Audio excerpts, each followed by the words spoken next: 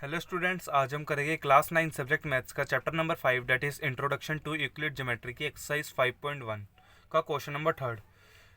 Question number third क्या बोल रहा है? Consider two postulates given below. हमें नीचे दो पोस्टुलेट्स दे रखे हैं और हमें उन्हें देखना है। फिर आगे देखते हैं क्वेश्चन में क्या क्या पूछा है, तो उसका आंसर देना है। स्टूडेंट्स, आपको मैं एक बात बताना चाहता हूँ। अगर आपको ये वीडियो जो मैं वीडियो बना रहा हूँ आपको ज़्यादा लंबी लग रही है तो आप इसे 1.75 की स्पीड से भी देख सकते हैं या इससे कम देख सकते हैं। जैसा आपको समझ आए वैसा आप देख सकते हैं। मैं अपना पूरा 100% देता हूँ समझाने के लिए कि कहीं भी आपको डाउट ना रह जाए, इसलिए वीडियो थोड़ी लेंथी बन जाती है। अब क्वेश्चन नंबर थर्ड देखते हैं। पोस्टुलेट दे रखे हैं दो, हमें दोनों पोस्टुलेट को देखते हैं। फर्स्ट पोस्टुलेट है given any two distinct point A and B there exist a third point C which is in between A and B. तो पहला पॉइंट में क्या बोल रहा है? हमारे पास दो पॉइंट है, एक पॉइंट ये रहा और एक पॉइंट ये रहा। दोनों का क्या नाम है? एक का नाम बी ए है, एक का नाम बी पॉइंट है। अब ये दो पॉइंट गिवन है तो हम उन्हें एक लाइन बना देते हैं। दो पॉइंट गिवन है, there exist a third point, और थर्ड पॉइंट भी एग्जिस्ट करता है, डेट इज सी। और वो कहाँ पर है? Which is in between A and B. और जो कि सी पॉइंट है, थर्ड पॉइंट है, वो ए और बी के बीच में है, बिटवीन है। तो ये सी पॉइंट आ जाएगा। आई होप आपको ये फर्स्ट वाली बात समझ आ गई होगी। इसमें इतना ही बोल रखा था हमें। अब सेकंड देखते हैं। There exist at least three point that are not on the same line. ये तो हो गई हमारी फर्स्ट पॉइंट। अब सेकंड पॉइंट देखते हैं। तीन पॉइंट एग्जिस्ट करते हैं, at least three point that are not on the same line, जो कि सेम लाइन पे नहीं है। तो हम ये मान लेते हैं कि जहाँ मर्जी पॉइंट बना देते हैं। दो पॉइंट तो हमने ये बना दिए, तीसरा ये बना देते हैं। तो दो पॉइंट इन्हें मैच कर देते, लाइन बना देते हैं। तीन पॉइंट दे रखे हैं जो कि सेम लाइन पे नहीं है। और फर्स्ट पार्ट में क्या बोला था? तीन पॉइंट दे रखे हैं और सी उसके बीच में आ रहा है। इतना आपको समझ आ गया, फर्स्ट और सेकंड दोनों पोस्टुलेट। अब आगे देखते हैं क्वेश्चन क्या दे रखा है। Do this postulate contain any undefined term.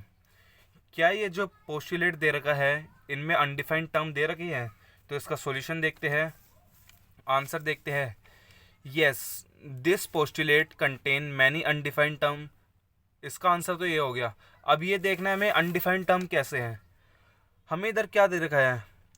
हमें इधर लाइन दे रखी है और बीच में एक मिड पॉइंट दे रखा है। हमें ये कुछ नहीं बोला कि ए बी लाइन कितने सेंटीमीटर की है, ये जो लाइन दे रखी है ये कितने सेंटीमीटर की है, कोई भी मेजरमेंट नहीं दे रखी।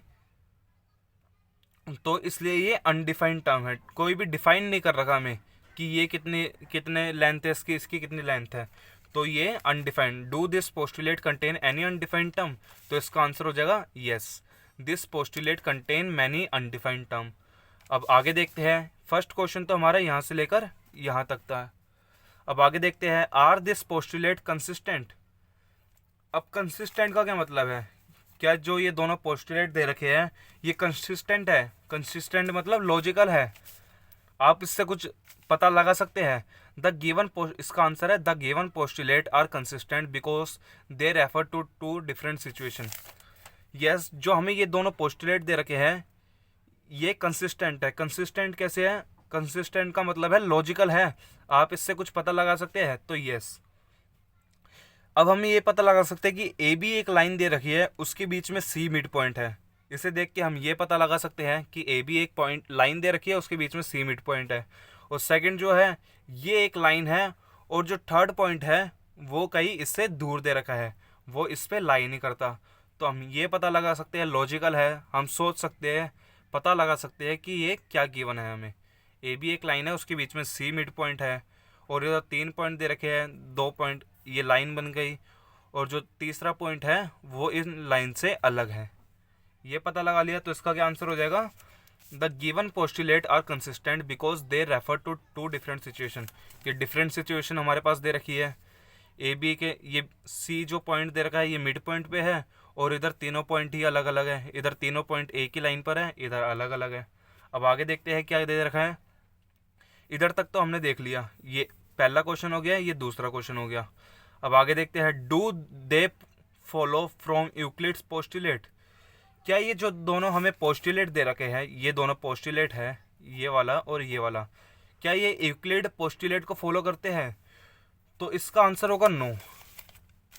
No, this postulate do not follow Euclid postulate, they follow a axioms. हमने इंट्रोडक्शन में दो टॉपिक करे थे, एक तो एक्सियोम करा था और दूसरा पोस्टुलेट करा था।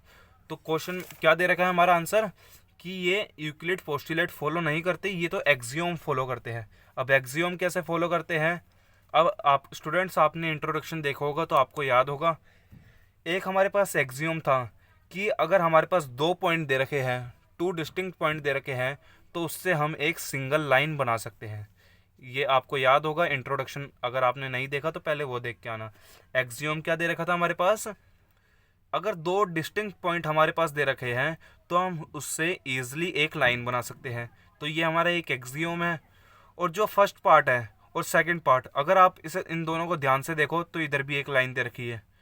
तो इससे हम ये पता लगा सकते हैं जो ये फर्स्ट और सेकंड पार्ट दे रखा है ये कि हमारे पास पोस्टुलेट नहीं है, ये हमारे पास तो एक एक्सियोम है। फर्स्ट पार्ट भी, क्योंकि इधर भी लाइन, एक्सियोम में लाइन है, इधर फर्स्ट पार्ट में भी लाइन है, सेकंड पार्ट में भी लाइन है। तो इसका आंसर क्या हो जाएगा? Do they follow from Euclid postulate. Explain का क्या आंसर हो जाएगा? No, this postulate do not follow Euclid postulate, they follow a axiom. Axiom हमने देखा इधर। गिवन टू डिस्टिंक्ट पॉइंट, हमारे पास दो डिस्टिंक्ट पॉइंट दे रखे हैं। There is a unique line that passes through them, और एक यूनिक लाइन है जो कि इन दोनों पॉइंट से पास करती है। ये हमारे पास एक्सियोम था। तो इससे क्या पता लगा कि ये जो दोनों पोस्टुलेट दे रखे हैं ये यूक्लिड पोस्टुलेट को फॉलो नहीं करते। No, this postulate do not follow Euclid postulate, ये तो हमारे पास एक एक्सियोम दे रखा है। अब इस क्वेश्चन का हमारा इतना ही आंसर था, एक तो ये, और ये मैंने आपको एक्सप्लेन करके दिखाया था। स्टूडेंट्स, इस तरह के क्वेश्चन हमारे एग्ज़ाम में नहीं आते हैं जनरली। अब आगे जो आने वाले क्वेश्चन है, क्वेश्चन नंबर 5th 6th, ये सब इन तरह के क्वेश्चन एग्ज़ाम में आते हैं। ऐसे क्वेश्चन जनरली एग्ज़ाम में नहीं देखे जाते। आई होप आपको ये क्वेश्चन समझ आ गया होगा। Thank you for watching this video.